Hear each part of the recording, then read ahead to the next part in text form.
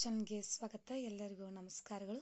ಸ್ವಾಮಿ ವಿವೇಕಾನಂದರ ಭಾಷಣ ಈ ವಿಡಿಯೋ ಇಷ್ಟವಾದಲ್ಲಿ ಪ್ಲೀಸ್ ಲೈಕ್ ಮಾಡಿ, ಸಬ್ಸ್ಕ್ರೈಬ್ ಮಾಡಿ, ಶೇರ್ ಮಾಡಿ ಅಂತ ಹೇಳ್ತಾ ಎಲ್ಲರಿಗೂ ನಮಸ್ಕಾರಗಳು. ನಾನು ಇಂದು ಇಲ್ಲಿ ಹೆಸರಾಂತ ತತ್ವಜ್ಞಾನಿ, ವಿದ್ವಾಂಸ ಮತ್ತು ಬರಹಗಾರ ಸ್ವಾಮಿ ವಿವೇಕಾನಂದರ ಬಗ್ಗೆ ಒಂದೆರಡು ಮಾತುಗಳನ್ನು ಹೇಳಲು ಬಯಸುತ್ತೇನೆ. ಸ್ವಾಮಿ ವಿವೇಕಾನಂದರು ಕಲ್ಕತ್ತಾದ ನರೇನ್ನಲ್ಲಿ 1863 ಜನವರಿ 12ರಂದು ದತ್ತ ಕುಟುಂಬದಲ್ಲಿ ಜನಿಸಿದರು. ವಿವೇಕಾನಂದರ ಬಾಲ್ಯದ ಹೆಸರು ನರೇಂದ್ರನಾಥ್ ದತ್. ಕಲ್ಕತ್ತಾದ ಶ್ರೀಮಂತ ಬಂಗಾಳಿ ಕುಟುಂಬಕ್ಕೆ ಸೇರಿದವರು. ಅವರು ವಿಶ್ವನಾಥ್ ದತ್ ಮತ್ತು ಭುವನೇಶ್ವರಿ ದೇವಿಯ 8 ಮಕ್ಕಳಲ್ಲಿ ಒಬ್ಬರಾಗಿದ್ದರು.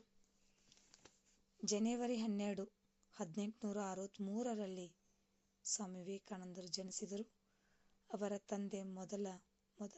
ತಂದೆ ವಕೀಲ ಮತ್ತು ಸಮಾಜದಲ್ಲಿ ಪ್ರಭಾವಿ ವ್ಯಕ್ತಿತ್ವ ಹೊಂದಿದ್ದರು. ವಿವೇಕಾನಂದರ ತಾಯಿ ದೇವರ ಮೇಲೆ ನಂಬಿಕೆ.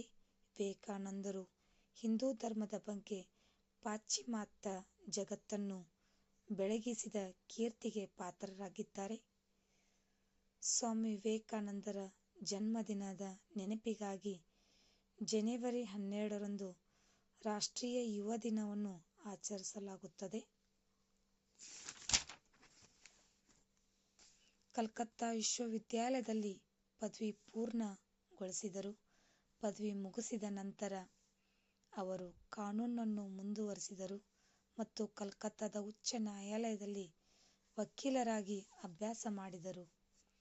ಸ್ವಾಮಿ ವಿವೇಕಾನಂದರು ಸಮಾಜದ ಉನ್ನತಿಗಾಗಿ ತಮ್ಮ ಜೀವನವನ್ನು ಮುಡುಪಾಗಿಟ್ಟರು.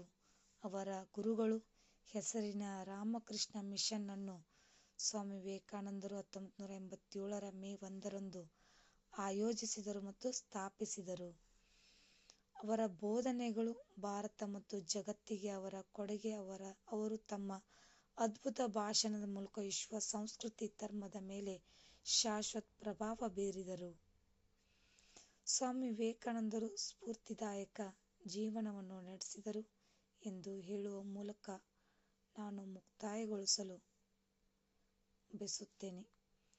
ನಾವು ಅವರ ಬೋಧನೆಗಳು ನಮ್ಮ ಜೀವನದಲ್ಲಿ ಬೆಳೆಸಲು ಪ್ರಯತ್ನಿಸಬೇಕು ಮತ್ತು ಉತ್ತಮ ಮಾನವರು, ನಾಗರಿಕರಾಗಲು ಪ್ರಯತ್ನಿಸಬೇಕು ಎಂದು ಹೇಳುತ್ತಾ ನನ್ನ ಭಾಷಣವನ್ನು ಮುಗಿಸುತ್ತೇನೆ. ಜೈ ಹಿಂದ್, ಜೈ ಭಾರತ್ ಮಾತೆ. ನಿಮಗೂ ಕೂಡ ಇವತ್ತಿನ ಸ್ವಾಮಿ ವಿವೇಕಾನಂದರ ಈ ಒಂದು ಭಾಷಣದ ವಿಡಿಯೋ ಇಷ್ಟವಾದಲ್ಲಿ ಪ್ಲೀಸ್ ನಮ್ಮ ಚಾನಲ್ ಒಂದು ಲೈಕ್ ಮಾಡಿ, ಸಬ್ಸ್ಕ್ರೈಬ್ ಮಾಡಿ, ಶೇರ್ ಮಾಡಿ, ಕಮೆಂಟ್ ಮಾಡಿ. Thank you. ಧನ್ಯವಾದಗಳು.